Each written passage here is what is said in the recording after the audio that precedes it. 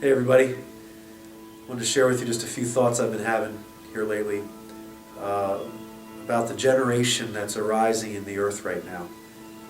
I was reminded when I was reading Hebrews chapter 5 verse 12, this small little phrase from Hebrews really jumped up in my spirit and caused me to come to attention. And it was this, it says, though by this time you ought to be teachers. That little phrase right there has really struck me.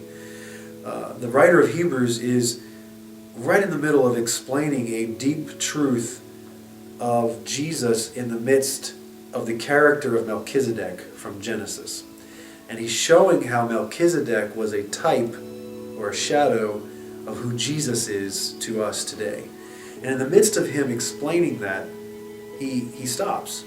And he says, this is a really hard thing to explain. Not because he can't explain it, but because he recognizes that the ones that he's trying to explain it to are in need again of teaching. And it causes him some frustration as he's writing, because he recognizes that by now his very readers should be at a place of being able to teach some of the things that he is teaching. He feels like he has to go back and reinstitute, reteach some of the elementary principles. And I can sense some frustration in the writer as he talks about this. As I've been praying over the last couple of weeks, and even as my own encounters with the Lord and my encounters with people, there is a growing sense in my spirit from the Lord that He is ushering in the greatest generation this earth has ever seen.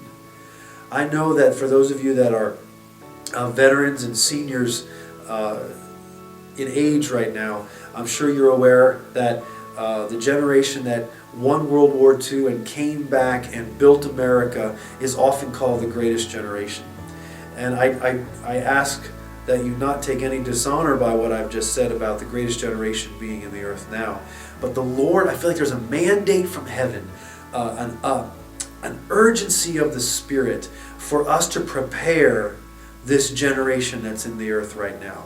The beauty of this generation that we have in the earth right now, what the Lord showed me, is that they have two unique qualifications. The first one is that they are pure in heart.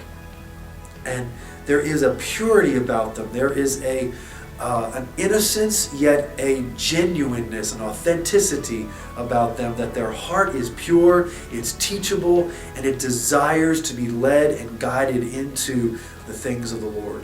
The second qualification that I believe they carry is that they are hungry. And the Bible promises, Jesus was talking in the parable of the Beatitudes, where he was on the Sermon on the Mount. He says, "Blessed are those who hunger and thirst for righteousness, for they shall be filled. And blessed are the pure in heart, for they shall see God." I am so excited that I see and I hear Jesus saying, will you help me raise up the greatest generation this world has ever seen, this earth has ever felt footsteps of.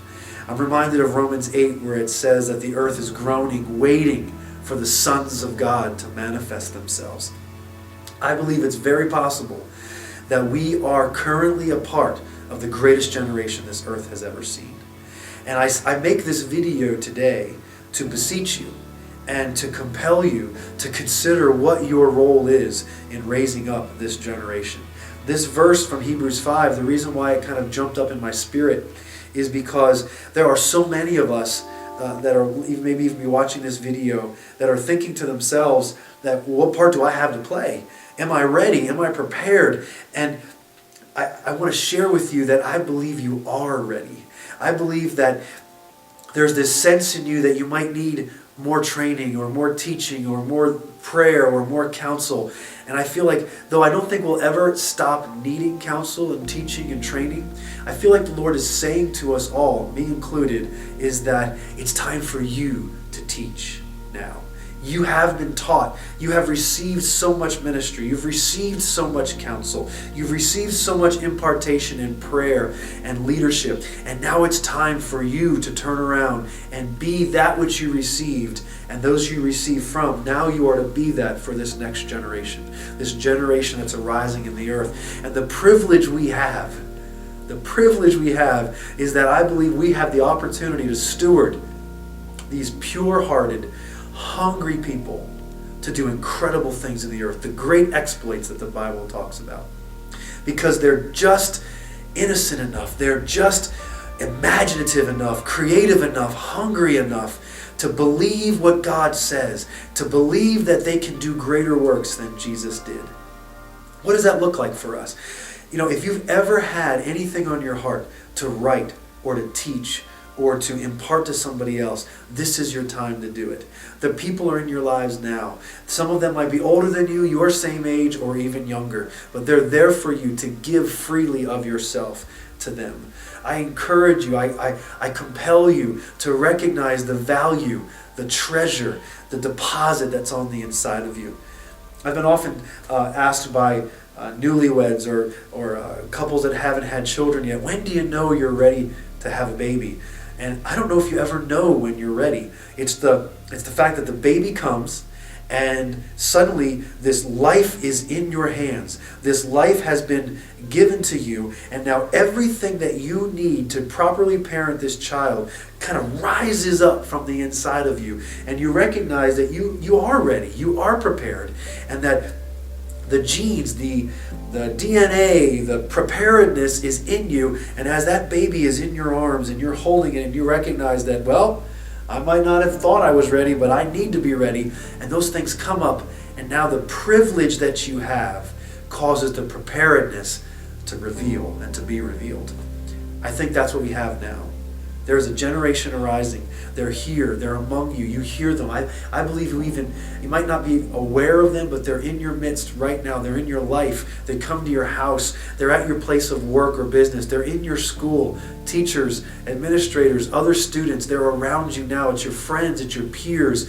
They're hungry for the Lord. They might not even know they're hungry for Him, but they are. And they're willing and waiting, and they want to be given what you have. The writer of Hebrews was in the midst of describing who the Lord is. And he wanted to give greater revelation. He wanted to give more understanding of who Jesus was.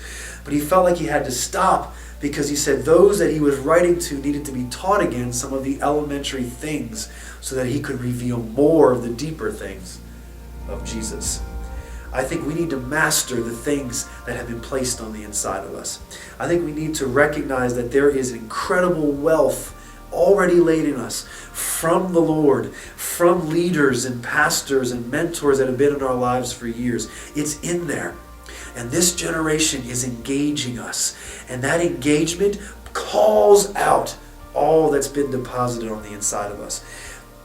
If you're a writer, it is time to write. If you're a teacher, it is time to teach. If you're a prayer warrior, an intercessor, it is time for you to lay hands on this generation and pray them into their identity and their destiny. If you're a leader, a coach, it is time for you to mentor and encourage and inspire those that are among you that need to rise up into that which they've been called to. This is time to lay hold of what you've been laid hold of for.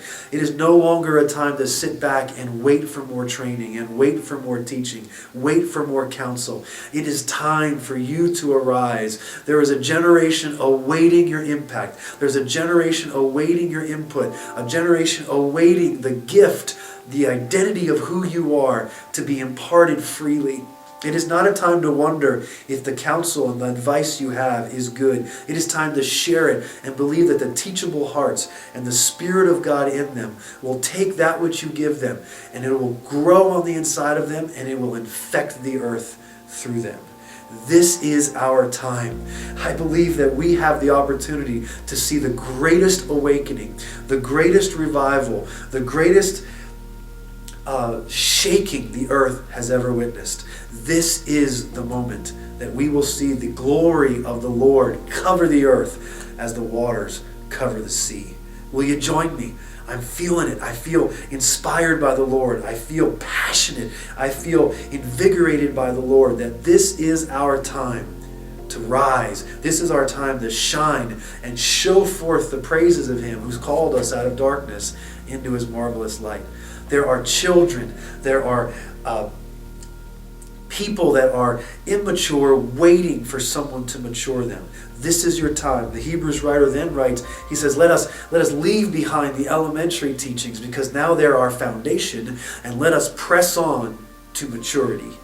You are mature. You are ready. This is your season to arise and shine and lead the generation around you into the fullness of God, into the fulfillment of Romans 8, into the fulfillment of all that God had desired for this earth to ever be, for heaven and earth to become one. That comes through a generation who are hungry and are pure in heart.